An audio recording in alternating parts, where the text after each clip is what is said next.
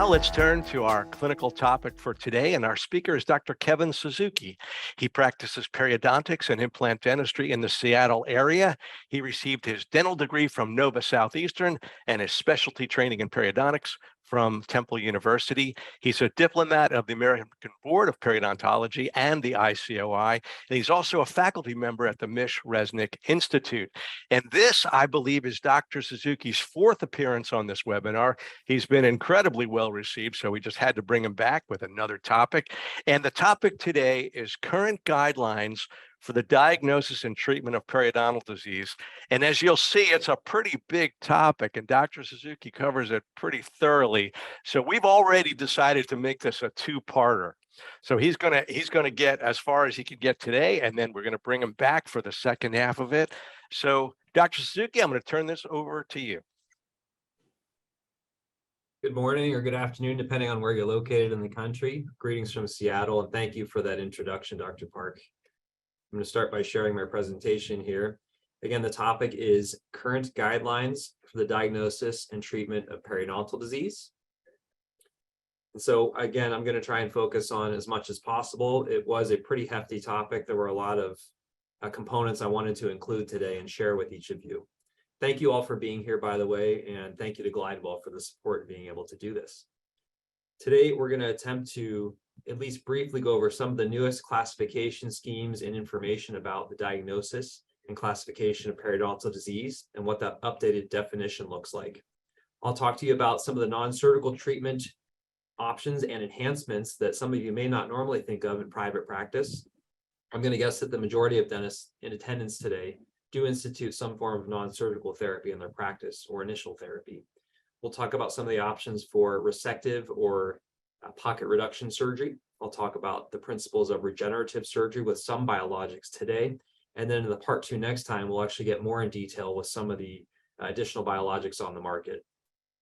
We'll talk about the third alternative for surgical intervention of laser therapy, which is a more innovative and somewhat conservative technique. And then I don't anticipate having time today to address maintenance principles. However, we will get very deep into that during the next session. So those are the topics of our goal for these.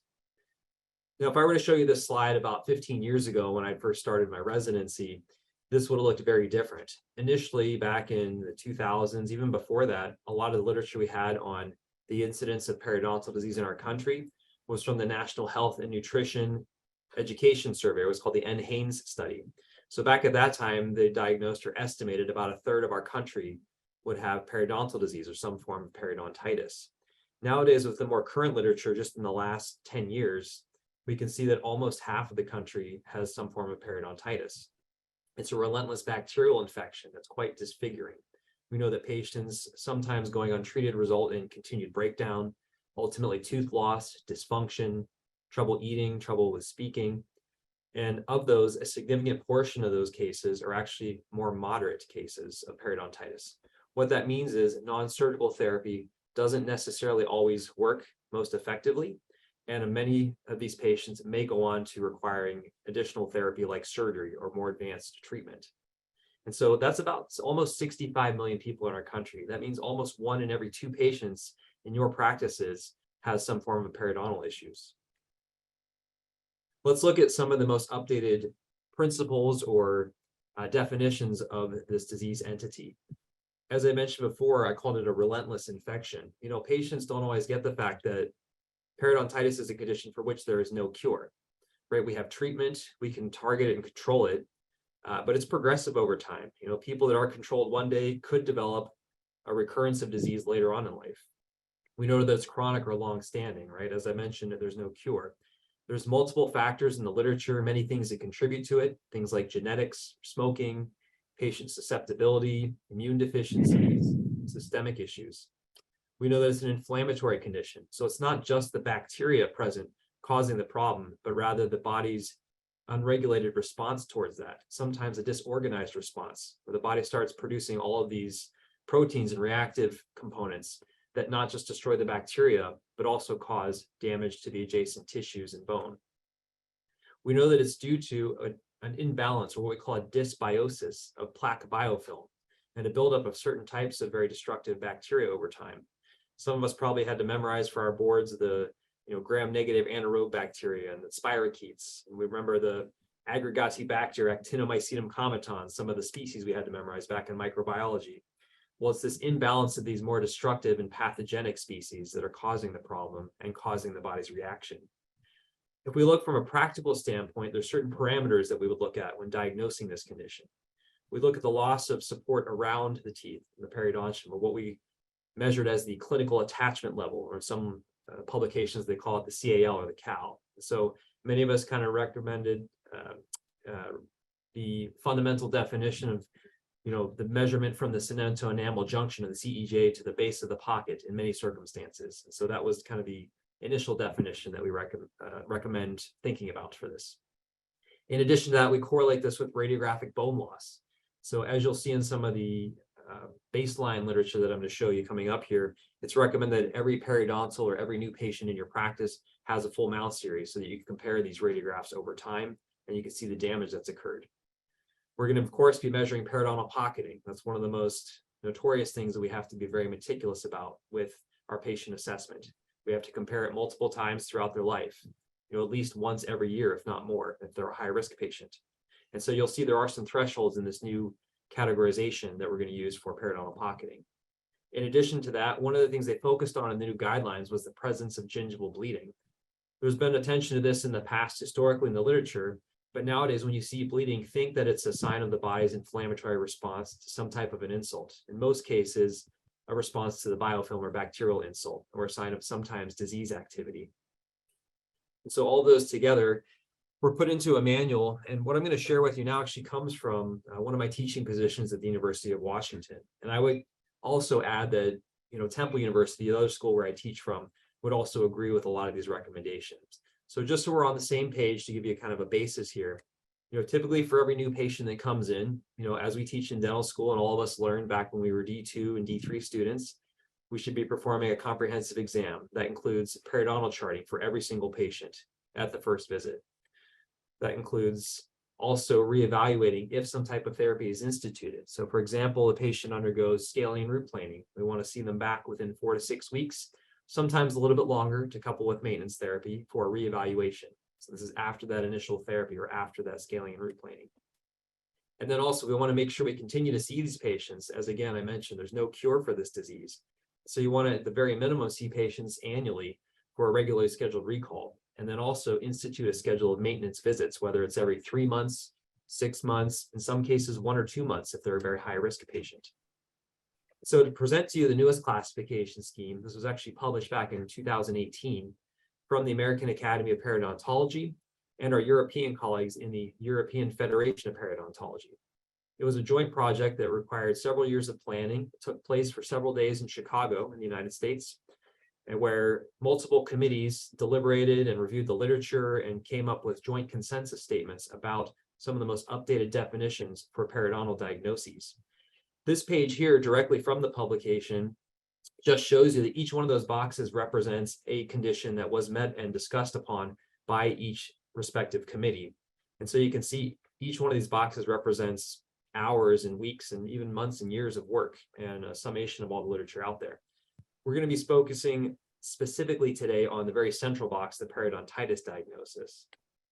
And so this is not going to be something I go into great detail. It is available on the American Academy of Periodontology website, or perio.org.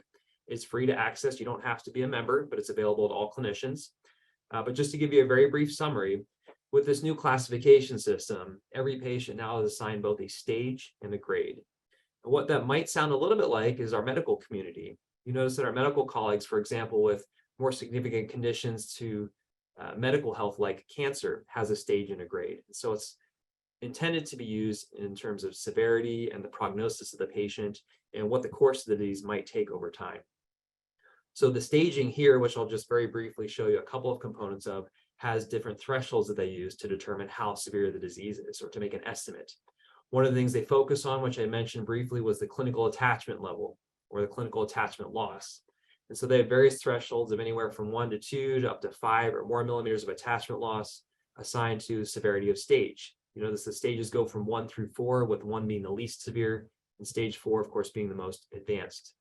They also assess radiographic bone level. Well, in this case, you'll actually take The most significantly affected diseased tooth in the mouth with the most bone loss, that's going to be the tooth used for the estimate of a calculated percentage of how much bone is lost versus how advanced the stage is. You also look at the number of teeth the patient has already lost upon their presentation due to periodontal disease or bone loss or gum infection. Sometimes the patients will be able to relay that to you. Sometimes you may not be able to use this criteria because they may not remember how the teeth were lost. So it is an estimate that you use your clinical judgment. So you can see there are some of the earlier stages. In most cases, no teeth will be lost yet. In addition to that, there's some other factors where we'll actually look at pocket depths. Again, one of the things we measure most frequently with our patients, in addition to a caries exam. So you can see here, they set the thresholds of 4, 5, and 6 millimeters or more of pocket depth. Now that's in conjunction with other signs of inflammation, like bleeding on probing, erythema, edema of the tissue margins. So again, this is a document that's available at the perio.org website. It's free to all clinicians. If you have a chance to kind of look over this in more detail, you'll get a sense for how it works with assigning to the patients. And then on the bottom, they talk about extent and distribution. So as we remember from the older system, we had to decide if it was localized or generalized. The threshold is typically about 30% of teeth or less is considered a localized disease. And one of the things that might be a relief for most of you as dentists is, you remember when we were dental students, we talked about an aggressive form of periodontitis. Well, I'm happy to say that this new classification system has attempted to simplify it by removing the aggressive designation. So it's no longer a specific designation where you have to look for these special traits for aggressive periodontitis. That was always one of the things that was kind of challenging for me. Now, in addition to a stage, then we'll also look at kind of a prognosis or a progression estimate over time. And so they assign various rates based on some of the criteria that you see here. And so patients can be assigned a grade A or slow rate of progression, or a very high risk of progression or rapid rate up to grade C. So it goes A, B, and C. There's 3 categories here. So again, there are various things you may not be able to do at the time of their initial visit. For example, here, if the patient's been established in your office over time, sometimes you can make an estimate for how much bone loss they've exhibited over the years. That's not always practical when they come in for the very first time. One of the more common things I find myself relying on is a small calculation they have here. Again, you look at the worst tooth in the mouth, designate a percentage of how much bone the patient has lost at that worst tooth of the mouth.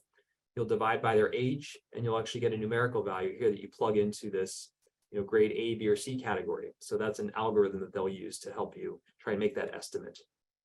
Qualitatively, you can look at how much biofilm or etiology is present in the patient's mouth, and you can guess, well, gee, this patient has very, very heavy plaque score.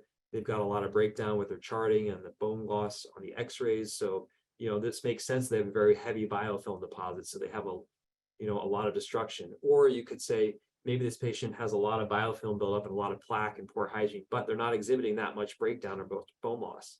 And so you can see here, there's a qualitative assessment that you can make as the case phenotype. There are some additional grade modifiers at the bottom that basically trump all other factors here. The biggest one being smoking and tobacco use. If the patient smokes more than half a pack of cigarettes a day, they're automatically designated as a grade C or most advanced rapid rate risk patient. In addition to that, diabetes is also a very significant factor they spend a lot of attention on. The typical designation for diabetic patients that we look at would be a hemoglobin A1C lab value. The goal for target control is 7.0 or less. Typically, this is a criteria we also use as surgeons to decide whether or not a patient is stable for elective or disease control surgery. So if they're 7.0 or less with an A1C value, they're technically considered lower risk or controlled. If they're over 7.0, then that's considered a high risk patient, medically speaking. So again, those are all available free on the website. You can feel free to check that out. I know it does take a little bit of effort in getting used to, but I do think it is a smarter system in terms of getting used to it over time of severity and disease progression. Now, if we talk about the basic phases, all of us learn these in dental school for a brand new patient that comes in. A patient often presents with a chief complaint. In some cases, it might be an emergency. And so we would typically want to address that first. You'd also want to incorporate evaluation of their medical profile. If there's any kind of a condition that might require additional consultation with their provider, such as an uncontrolled cardiac patient or blood thinners or something like that, you would need to consult with that. Then we focus significantly on the non-surgical phase therapy. And that's what we'll spend the next few slides on. So these are typically what we think of as scaling root planing or prophylaxis or initial instrumentation on our end as clinicians. However, there's several other aspects to this I wanted to share as well that you can start implementing in your private practice on Monday, or even today if you're working today, that could also enhance the results we get from non-surgical treatment.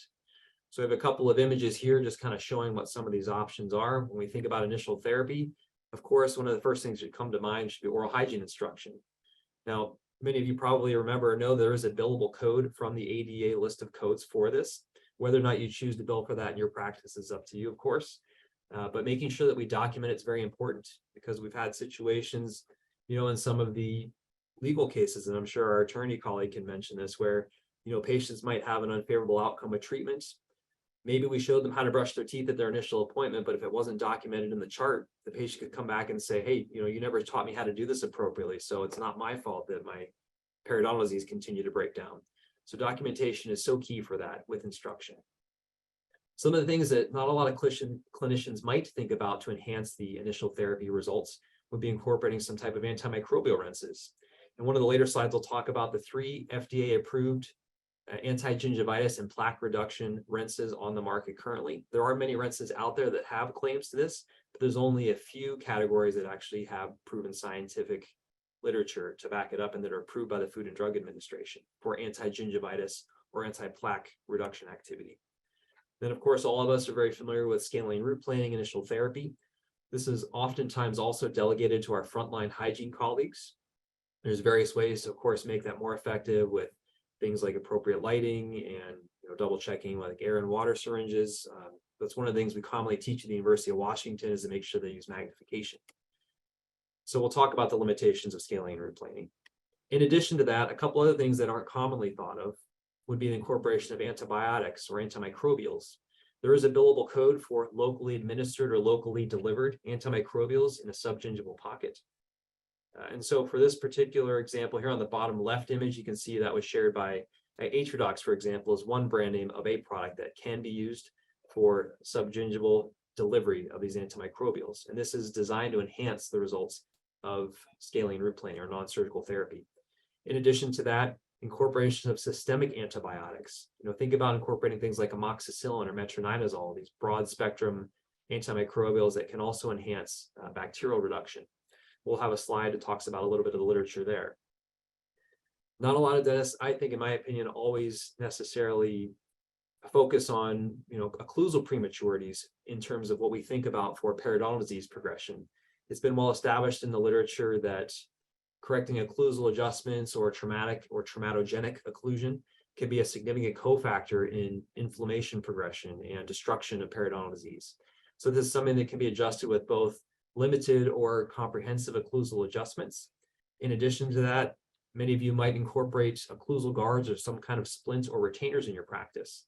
I can recommend some of the splints that we use, like this one on the lower right that we get made at Glidewell. It can be a really great thing to help protect the patient's occlusion and also to actually slow down or stave off some of the disease cofactor of this occlusal prematurities or this traumatogenic occlusion. So incorporating splints and bite therapy is so important as well. And then, of course, within at least 4 to 6 weeks, sometimes a little bit longer, we'll consider a periodontal reevaluation where we will remeasure the pockets, we'll reassess the tissue, reassess the patient's plaque score, how compliant they're being with hygiene. And so it's important to schedule that at least 4 to 6 weeks after, sometimes up to 12 weeks with perhaps their first 3-month maintenance appointment.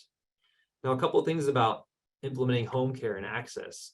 The literature that we had to study as residents in periodontal programs, we all have to memorize or look at studies like this. And some of you might be kind of surprised at the access here. If a patient just uses only an antibacterial rinse, it can only penetrate about 0.2 of a millimeter. I don't even know how they could measure 0.2 of a millimeter in this study, but they found that there's only about 0.2 of a millimeter of access into the gingival crevice when you rinse with any kind of a solution. And so we're relying on this as a supplement only, a supplement to change the supragingival plaque biofilm, which can also be seen to also influence the subgingival biofilm. In addition to that, when you use a toothbrush, such as a Warehog's group, they studied that a toothbrush bristle can actually only reach about 1 millimeter subgingivally on a gingival crevice. So again, it's an attempt to modify the supragingival biofilm, which will influence the subgingival biofilm. Now, I know what you're thinking. That doesn't feel like very much of an access issue there. What about pockets that are 4, 5, 6 millimeters or more? Well, in addition to that, we've got other supplements. One of the best demonstrated implements we can use would be an oral irrigating device, such as a water flosser or a water pick. Or for example, here you can see a power flosser, such as this one from Philips. These can be often used with antimicrobials, and when they're used at the appropriate technique and pressure, they can reach up to at least half of a pocket depth, or have good access for pocket depths that are at least 6 millimeters or more. And this was actually demonstrated quite well in the journal Periodontology by Charlie Cobb's group back in 1988. So there's an irrigating device there that can be incorporated quite frequently. And some patients are more compliant with these because they can do it with one hand, as opposed to patients that we know in our experience are not very compliant with flossing. I think some of the studies show only about 8 to 15% of our patients are even compliant with using floss. So just a couple of things to think about that can be incorporated and can actually help influence the effectiveness, especially an oral irrigating pressurized device like this. Let's talk a little bit about oral hygiene instructions, and only for a moment here. And one of the things we teach at the University of Washington and at Temple and most programs, and most of us learned this in dental school, was to start out the appointment with a disclosing index, or some of us learned it as the O'Leary index, right? We know that when we disclose a patient after they've done their best hygiene efforts, our typical goal should be a plaque score of 15% or less. That's considered effective or successful or compliant. And then we would instruct the patient on how to improve upon that. So you want to make sure that you're actively involved, or your hygiene team member, your assistant, depending on your state laws, who can delegate this, is actively involved with oral hygiene instruction. You want to make sure you record that you've done this. Again, there's the billable code there if you want to use it. It is considered in the academics world a standard of care to distribute oral hygiene devices, but you can't distribute them without making sure that you, of course, demonstrate proper use and guide their efforts. Here you can see on this lower right picture, an example of one of our hygiene colleagues demonstrating this with her patients. I'm also very proud of this image because that's my wife, Lisa. She works in a prosthodontic office in downtown Seattle. So you can see here, she's appropriately demonstrating what the dental schools recommend that you incorporate with showing in terms of hygiene instruction. You want to tell the patient how you do it, and also have the patient advise you on what they do, so you have the opportunity to offer them some guidance and coaching. Then you want to show them in their own mouth, with them watching in a mirror, how to appropriately implement these techniques. And then you'd like to ask them to demonstrate it back to you to make sure that they're doing it appropriately. So I know it seems kind of common sense, but it's also something that, you know, we get in a rush sometimes in practice, and it can easily be skirted over if we, don't take the appropriate care to it. But I can promise you that I think it does make a big difference in the patients, especially if you take the time yourself to show them just for a moment or so with the mirror in their own mouth. And then as the academic program, some will recommend, especially in the University of Washington clinical manual, the dental students get. They do ask you to do it at the very beginning of the appointment, because by the end, the patients are usually fatigued. They're thinking about getting out of the chair before you've even had an opportunity to make their next maintenance appointment. So do it when they're fresh and attentive, and they'll be the most compliant. Now let's talk very briefly about some other things for non-surgical therapy. What are the actual goals with the scaling root planing of the instrumentation that we and our hygiene colleagues are doing? We want to create a biologically compatible environment in their mouth. And by doing this, we're attempting to control the bacterial challenge, because the bacterial biofilm and the buildup and the load of these species is what causes the reaction. We're also trying to calculate and control what the local risk factors are, and we may incorporate what some of the systemic issues are. So you want to, of course, take a thorough medical history to talk to the patients. For example, if they're an uncontrolled diabetic, encourage them to go back to their physician and work on their hemoglobin A1C or their blood sugar control. That would influence and positively affect the outcome they'd have from therapy. Local risk factors might include things like root proximity or restorative overhangs that might need to be adjusted. So these would be things you'd want to work with the patient on, or possibly consider correcting or modifying. Now with treatment, again, as I mentioned, we're trying to lower that biofilm. So our formula is basically to alter the amount of periodontal pathogens that are there to make a less favorable environment for the bacteria, and then ultimately achieve a resolution of inflammation or a biologically compatible environment. What we also want to do is decrease the likelihood that the disease will progress over time. And of course, the way we do that is not just with maintenance visits, having the patients come back, but also the appropriate oral hygiene instruction. So the patient is every day removing that biofilm. I've used the word relentless a number of times to describe this infection, but I try and tell patients that there's no cure and it's relentless. And if we don't keep up with the meticulous efforts of hygiene over time, it is going to progress. So some of you might remember the name Jan Lindy, or what's called the critical probing depth, but I'll just go over this very briefly. I think it does really help to understand kind of the principle for when we choose to use surgery or when we choose to use non-surgical treatment, and kind of how we distinguish between those. So some of us might have had to memorize way back in the day a couple of these for some of our dental board exams.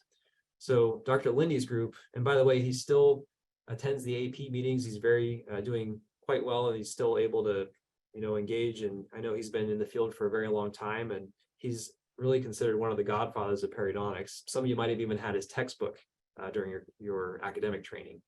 But he published that initially, when you have patients and you're diagnosing their periodontal condition, if you have pocket depths that are less than 3 millimeters, it's typically not a situation where you want to incorporate scaling and root planing. If you try to implement that, it's actually going to result in damage or a loss of attachment to the periodontia. And so we call this a critical probing depth, where it's, again, less than 3 millimeters. You're not going to be doing scaling, root planing, or surgery for that matter. We start to find pockets that we diagnose that are a little bit deeper, up to about 4 millimeters. We know that there will be a benefit for scaling and root planing, but we don't want to incorporate surgery in these types, because we've seen in the literature that surgery will result in a loss of attachment or inappropriate damage to the periodontium. But there's a huge benefit from scaling and root planing, and there's also great access still available during instrumentation for this threshold. We start to get a little bit deeper into pockets that are up to about 5.5 to 6 millimeters. We know that both scaling, root planing, and surgery can be effective. However, we always want to try to incorporate the most conservative option available first. And so this is where we would also consider implementing scaling and root planing, but not surgery. As we get deeper at about 6 millimeters or more, this is what's considered the crossover point. Now we know that surgery is actually quite a bit more effective for access and biofilm removal than non-surgical scaling and root planing. However, as I mentioned before, we want to consider conservative options first. So we still have pocket depths of 6 millimeters or more. Traditionally in academics is taught that we do scaling and root planing first, then bring them back for the reevaluation. And then if they still have pocket depths of 6 millimeters or more with bleeding and inflammation or signs of infection, that's when we will often consider as surgeons to implement some type of resective or regenerative surgery. So this is the crossover point. Upon reevaluation, pockets of about 6 millimeters or more is when we typically involve surgery, when there's signs of disease and inflammation. So as a brief summary here, this is a good slide for those that like to take images of how many periodontists often use this kind of algorithm or this literature basis for how to treatment plan cases. And it's often what's taught in dental schools as well. So pocket depths of 1 to 3 millimeters, even if there's inflammation, would typically be a prophylaxis patient. Pocket depths of 4 to 6 millimeters with signs of inflammation and disease would incorporate scaling and root planing. And then if you have pocket depths of 6 millimeters or more, and notice there's an asterisk here, meaning after initial therapy, after a reevaluation, these are often patients where we may consider if they're a surgical candidate. And so resective surgery, regeneration, laser, we'll talk about those in a moment. But this is the treatment planning summary and the rationale for how many surgeons decide when to implement surgery versus scaling and root planing. Now, in addition to that, as I promised, there's a couple other things we can implement with our non-surgical therapy that we may not necessarily always think of, especially early in our careers. But there has been some literature, some studies focused on ways to supplement the result from SRP. And so in addition to hygiene or ourselves doing this non-surgical instrumentation, you can also incorporate antimicrobial rinses. Now, we've seen in studies such as Faveri's group here back from 2006, they were actually able to improve the clinical outcome at the reevaluation for patients that underwent scaling and root planing when they had periodontitis. They put these patients on antimicrobial chlorhexidine rinse twice a day for up to, actually in this case, it was 63 days. And they found on average, the majority of the sites evaluated and tested these patients had a greater pocket depth reduction, greater reduction of the bleeding on probing score. They actually, many of them gained more attachment or clinical attachment gain. And when they cultured a lot of the pockets subgingivally for bacterial species, for red complex like Porphyromonas gingivalis, they had a greater percentage of culture negative sites as opposed to the control of just scaling and root planing by itself. So if you want to immediately try to enhance your results with your hygiene department, put the patients on chlorhexidine for a period of a couple of weeks. Now, of course, it does come with, the caveat that there is some staining and some taste alteration that comes with that. But, when we do this in our office, we do have the patients come back for a complimentary short polishing appointment. So that's just one of the things you can incorporate in addition to the initial therapy we learned in dental school. I had mentioned also about local and systemic antibiotics. Let me talk to you very briefly about these. You can see some of the options or the products available on the market, such as, some of us are familiar with Arestin or Atrodox. There's a number of different injectable products out there. So the actual definition for when these are indicated, and this is quoted directly from the American Academy of Periodontology, would be for a chronic periodontitis patient as an adjunct to scaling and root planing. But in addition to that, it's when it's a localized recurrent pocket of 5 millimeters or more with inflammation. So let me just summarize that again. Basically, these are patients that have undergone scaling and root planing already. And then when they come back for the reevaluation, if they still have a recurrent pocket of 5 millimeters or more with signs of inflammation or still active disease, after this conventional therapy, that's when you would consider implementing one of these medicaments, or that's what it's recommended by the AAP. Now, what that means is there's a couple of other considerations there. There may be situations where you have multiple pockets in the same quadrant that are still 5 millimeters or more. Now, it's generally recommended by the AAP that you don't want to make this a generalized treatment. So if you have more than one pocket in a quadrant that is still remnant, you may want to consider other options such as surgery. Also, if we find that you're incorporating these local delivered antimicrobials to control a periodontal pocket and you're implementing it multiple times, so make sure, suppose the patient comes back at 3 months and you notice the pocket's still there, you incorporate this treatment. Let's suppose they come back again 3 months later, they still have the pocket and it's bleeding. Well, some clinicians are tempted to say, well, let's try this again. Well, if you have to use it more than one time, the AAP is suggesting that that might be a sign that it's not working and it may be more appropriate to consider another option like a resective or regenerative surgery. In addition to that, these medications are also not suggested for pockets that are due to an anatomic defect, such as perhaps a very distinct intrabony defect, or let's suppose there's a feature such as a torus or an exostosis that's causing a problem. Well, of course, the natural implication here is that this injected antibiotic is not necessarily going to cause that torus to go away or that exostosis to remodel. So those would be some considerations or some exceptions when not to use these local delivered antimicrobials. This is just some more information about these. So these that for some of you that are more interested in the actual threshold of how effective these are, these images were provided by my father, Dr. John Suzuki, from his practice at the VA. If we look at some of the literature from the task force here from the AAP from back in 2006, if they actually looked at pockets after scaling and root planing that were still 5 millimeters or more, they tended to see when they used this therapy and then remeasured it later with reevaluation, they get a pocket depth reduction of up to about 0.5 millimeter. They also saw that statistically speaking, there were smaller gains in attachment. And so they couldn't necessarily say that was a statistically significant improvement, but what we're seeing is actually a qualitative improvement of bleeding and inflammation. So we can reduce disease activity in that respect. So their conclusion, at least from the AAP study back in the early 2000s, was that data was somewhat insufficient to conclude that it wouldn't necessarily change the need for surgery or improve the long-term outcome. And they also mentioned that cost could be a consideration as well. If you're having to do this more than one time, it may not be financially viable for the patient. Let's talk about systemic antibiotics, writing a prescription in addition to doing scaling and root planing. Well, there's several indications that are designated by the position paper from the AAP, and this was initially published by Dr. Jorgen Slotz, a very prominent periodontist and microbiologist who studied a great deal on red complex and bacterial susceptibility and patient susceptibility. So the indications from the AAP are that we can incorporate systemic antibiotics for periodontal patients that may not be responsive to conventional therapy. So that's one option to consider. For patients that have an acute periodontal infection associated with systemic manifestations. So an example I often think of for this would be perhaps the uncontrolled diabetic patient that has very severe periodontal disease and walks into your office with a periodontal abscess. Well, that there's going to be some kind of therapy to address the abscess, but that's when you'd also want to consider antibiotics. In addition to that, it might be considered when a medically compromised patient, of course, is undergoing a prophylaxis. One of the most common things we tend to think of is patients with a congenital heart defect or a repaired defect. I know the position on joint replacements has kind of gone back and forth over the years, but more specifically for the general practitioner, and most of you watching this today might think about, for the more moderate to severe periodontitis patients, you could consider systemic antibiotics as an adjunct immediately with non-surgical periodontal therapy.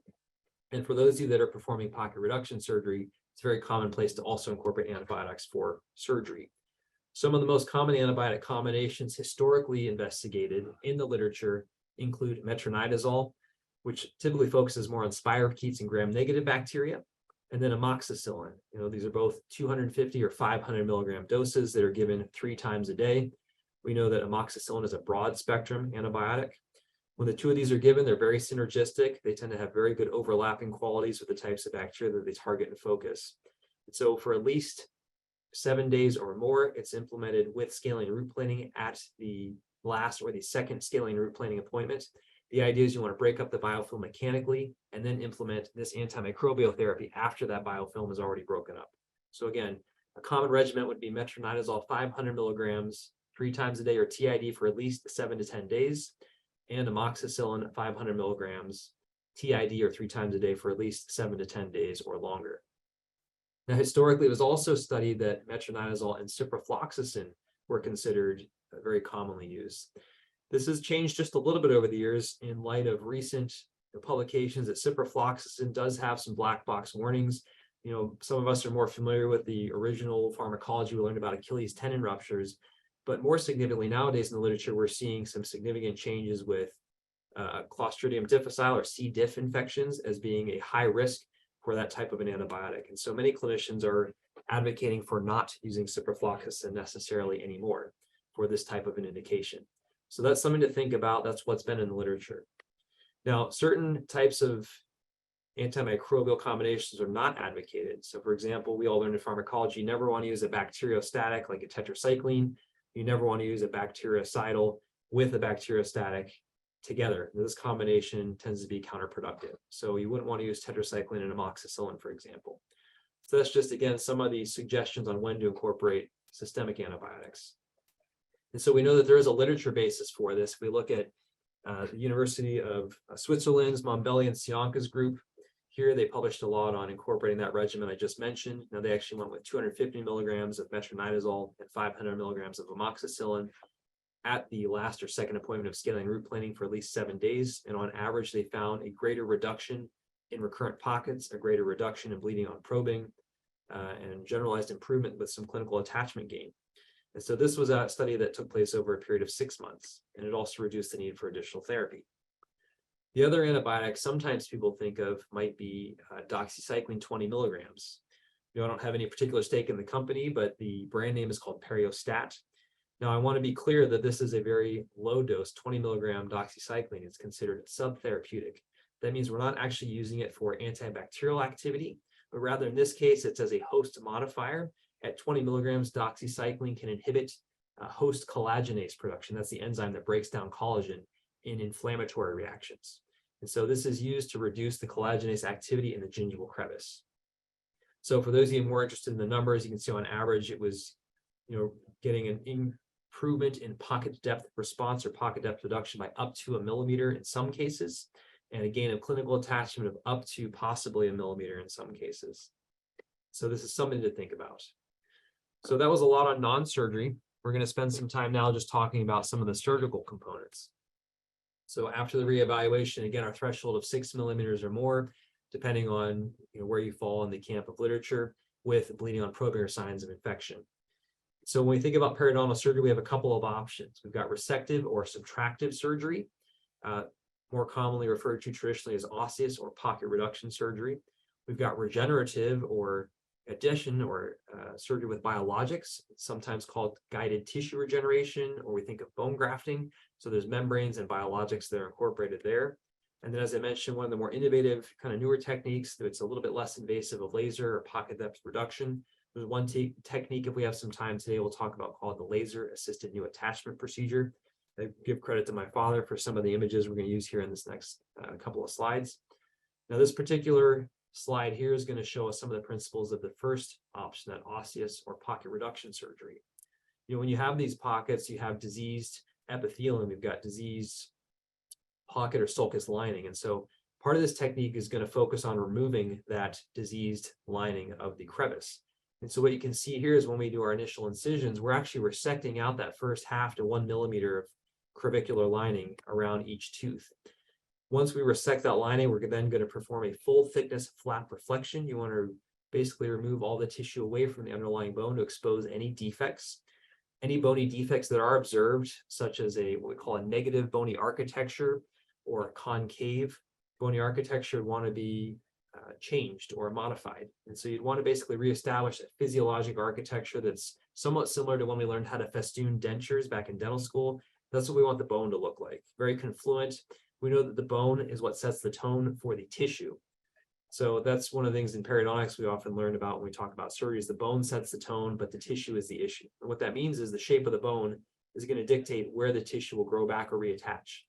So once we completely modified or changed that bony architecture to a positive bony architecture with no concavities, we'll also perform, of course, mechanical debridement and irrigation to make sure there's no etiologic deposits or calculus or bacteria around that environment. And then we'll reestablish the position of our flap.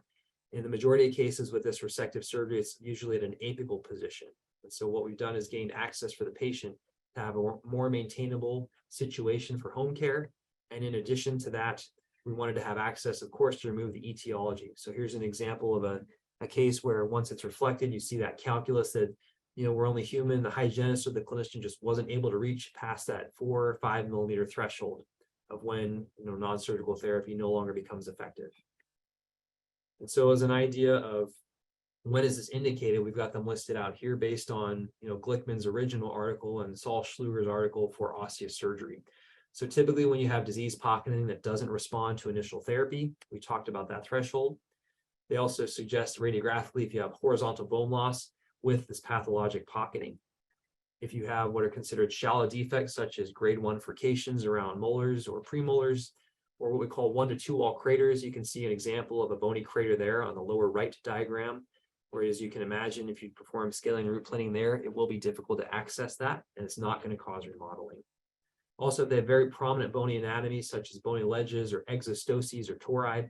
These are things that aren't going to necessarily remodel themselves, and so they would have to be altered to allow the patient better access.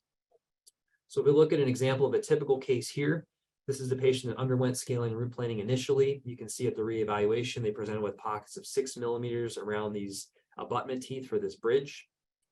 And there was some remnant bleeding and suppuration. And so what we chose to do for this patient was implement surgical therapy. You can see here the idea of accessing that area. You can see all that granulation tissue that was present. And then we cleaned all that out. We use a series of interproximal bone files, Orban knives to reflect the tissue. I use a lot of instruments here in my kit. You can see from the Hugh Frady company. I don't have any stake in that company, but I just like their instruments for surgery. And we'll finish this case up in the case and then go to Q&A after this. But you can see here after the area was cleaned out, then we repositioned the flap in a more apical position. Now the crown margins are exposed in the bridge. That's something that was discussed with the patient ahead of time to let him know that it would be a result that they would have to live with if they wanted to save the teeth. And then we chose to place a periodontal dressing here.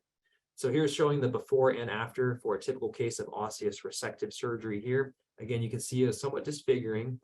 And I think that's a good place to leave it for now, because what I wanted to show you is that our next presentation will pick up with what we call the conundrum or the problem that happens with this. And this is a good place to kind of leave it as a review here. My practice partner, Dr. Thomas Kang, and I have done a lot of osseous surgery over the years, and this is actually a term that he coined called the disfigurement under treatment conundrum, where we know that patients are sometimes resistant to therapy knowing that this might be the result, where this is a beautifully done pocket reduction surgery case from my partner, Tom, but at the same time, it's something that is somewhat disfiguring patients have to live with afterwards. So I appreciate that. I knew I have a lot more to cover. Hopefully in part 2, we'll talk about regeneration and laser. But thank you so much. I'm available for some Q&A now. We have so many questions. That's why I'm glad you ended here, because I'd like to get through these questions. Sometimes that's the most illuminating info comes through during the Q&A. But a couple things. First of all, the document that you talked about, the AAP staging and grading document, I put a link to that in the chat, right? So they can download that PDF from the AAP, and that's a great document for reference. And so let's dive into some of these questions. So there are a couple questions about the diagnostic information that you need for the staging and the grading. And One of the questions I got is a panoramic X-ray and 4 bite wings, is that acceptable as a FMX? I'm glad you asked that question. So I will give you the academic answer and the official position of, instructors at dental schools, right? A panoramic and just bite wings isn't always necessarily considered. I hesitate to use the word standard of care, but I think I'm going to go on the limb and say, I don't think it's a standard of care. I think we need to have a full mouth series for every brand new patient. If they're established and you've got a series of x-rays historically, then maybe that's okay. But, panoramic is typically, advised in dental schools as a screening film, but then you still need the resolution and the definition of the image. And so, with bite wings, you're not necessarily going to see periapical disease. With panoramics, you have a great degree of distortion. So I would venture to say that, full mouth series is still considered standard of care and is what is advised in periodontics. Okay. Furthermore, I think for our legal colleague, he might offer that, if there is an issue that goes to court and you have panoramics and bite wings, I do think it is considered substandard, and that could be something that could get you in trouble if there's a legal issue or dispute. That's a pretty clear answer. What about going further? What about CBCT? So many of us have that in our offices now. Is that useful in we always say, well, you're not getting a 3D image of bone levels. Yeah, I think that's a fair question. We do have a 3D scanner in our office that we sometimes incorporate. Honestly, though, I don't routinely incorporate a CT scan for every periodontal patient. I do prefer, sometimes the view of the PAs and the bite wings for an FMX. I don't think it's inappropriate to take a CT if you feel it's really necessary, especially if there's some type of perhaps unusual bone defect or a morphological issue that you want to evaluate. But I don't require a CT for every single periodontal patient. Now, that's my personal opinion. Okay, I've got a lot of questions about chlorhexidine, Peridex. So when you talked about some of the research showing the use of chlorhexidine, how was that applied? Was it used in like a water pick type of device? So in those particular studies that I showed, the patient was just rinsing with chlorhexidine twice a day, and it was implemented at the start of the scaling root planing therapy, and then they continued to use it for several weeks after. Okay, and I got some questions, and I guess there's a company called Stella Life, and those folks are putting out information that chlorhexidine can be harmful, can inhibit osteoblast formation. What is the state of the research on that? Are there any negative issues related to use of chlorhexidine? So I get this question a lot about chlorhexidine and the osteoblasts and the effect on cells and healing. What I would say is that a lot of the studies that people quote for this kind of detrimental effect of chlorhexidine, or what's claimed to be detrimental. If you look at the studies, those are actually the majority of those were benchtop or in vitro studies where these vital cell cultures were put on a petri dish and they were soaked in chlorhexidine, and many of those were actually done outside the United States. So what you'll notice is, the U.S. is the only country that has 0.12%, but the rest of the world uses 2%. So it's a higher concentration. And some of those studies were actually medical grade chlorhexidine as well, which is even higher percentage than that. So that's usually my rebuttal, to say that, it's not generally accepted that, chlorhexidine is inhibitory to healing if it's used appropriately. And in this case, topically, I think it's very safe to use. I'm not worried. Right, because I mean, there's quite a bit of literature on the use of chlorhexidine. Correct, that's right. Okay, there's a product called Hybenex, and we've got a question over whether that's useful along with scaling and root planing. Hybenex is like a chemical debridement type of material. Mm-hmm. Any experience with that? So I don't use that product in our office. I do believe some of these products might have some credibility, but one of the concerns is that, they're not necessarily always approved by the Food and Drug Administration for the actual indication that the company claims they can be used for. There's only certain antimicrobials. Now, in this particular case, I showed you, chlorhexidine gluconate, cetylpyridine chloride, and essential or phenol oils. And there's a fourth one, stannous fluoride. Those are the only ones, to my knowledge, currently that have FDA approval for anti-gingivitis and anti-plaque reduction. Everything else had to obtain some type of other approval, even though it might have some credibility in the research. Great. And then a question about PerioGuard, which is Colgate's brand of chlorhexidine. Has that been proven to be just as effective as Peridex? Well, I think all of the, the basic chlorhexidine 0.12%, if it's the active ingredient in the alcohol base, that's considered the standard that's been researched. And so, as long as it's the chlorhexidine product with the alcohol base, that's what the research shows is effective. There is some literature to suggest if it's the alcohol-free chlorhexidine, there might be some limitations to how effective it is. Okay. Um, Dr. Suzuki, you talked about the benefits of antibiotic therapy and certain indications. And if the patient, if antibiotics are indicated, how long do the benefits of the antibiotics last?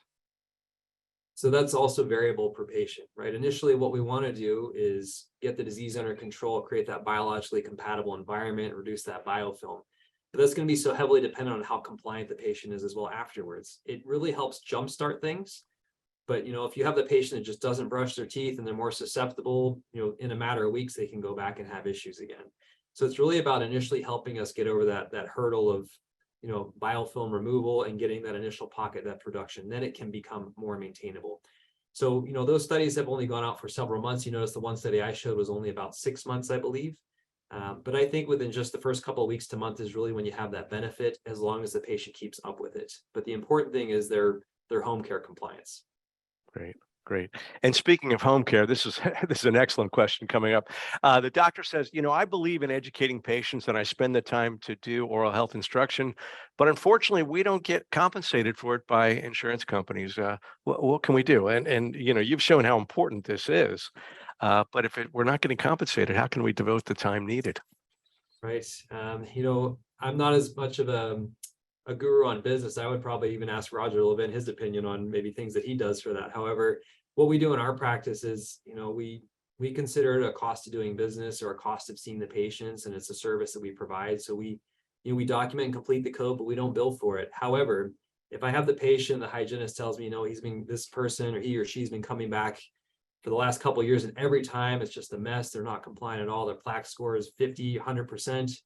We started charging some of those patients out of pocket and say, well, we're charging you $20 or $30 for the oral hygiene instruction today. And sometimes we don't say anything about it and see if they notice it and then see what they say. And of course, we want to have that conversation. And then when they do mention it, we say, well, it's something that we've had to spend a lot of time on. We really like to, help motivate you to do this better. And I think financially, that's one of the big things that patients respond to us.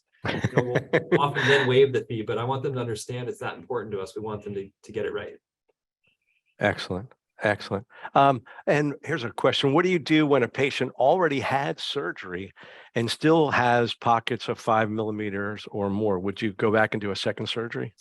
So I think that question, there's two parts to it. One is if you just have the pocketing, but there's no signs of inflammation or bleeding or edema or signs of inflammatory reaction, you could maintain a pocket of 5 to 6 millimeters if it's not, diseased or active.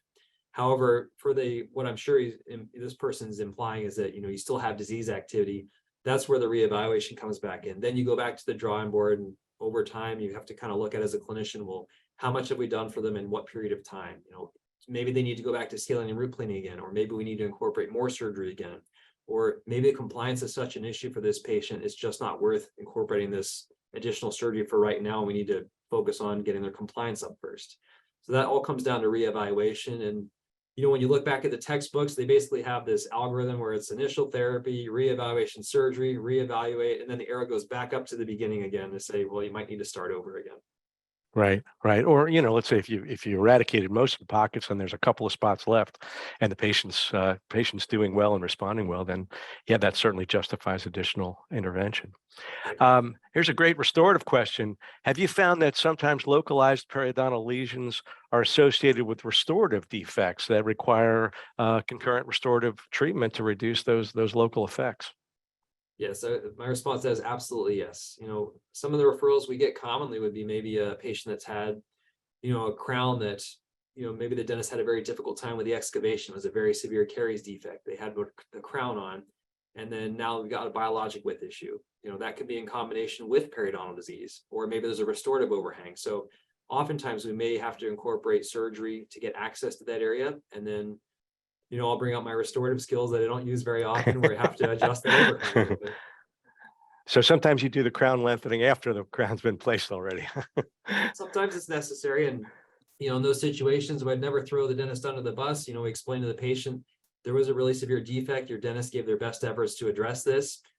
Sometimes we have to give them a little bit more help by removing some of that bone and gum tissue. Excellent. Excellent. Well, thank you, Dr. Suzuki. That was an excellent lecture. That, as we mentioned, that was part one. We're going to reschedule you as quickly as possible.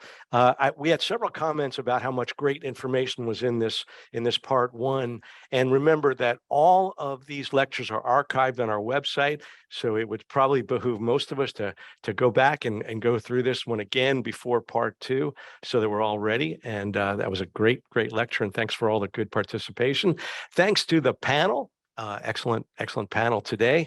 And for all of you for joining us, and be sure to join us next week at the same time when our speaker will be Dr. Joy Pascozum, and she'll be speaking about dental care for the early onset dementia patient. Very important topic, getting more important all the time. So be sure to join us. So thanks, everyone, and we will see you next week. Take care. Thanks, Dr. Suzuki. Thank you very much.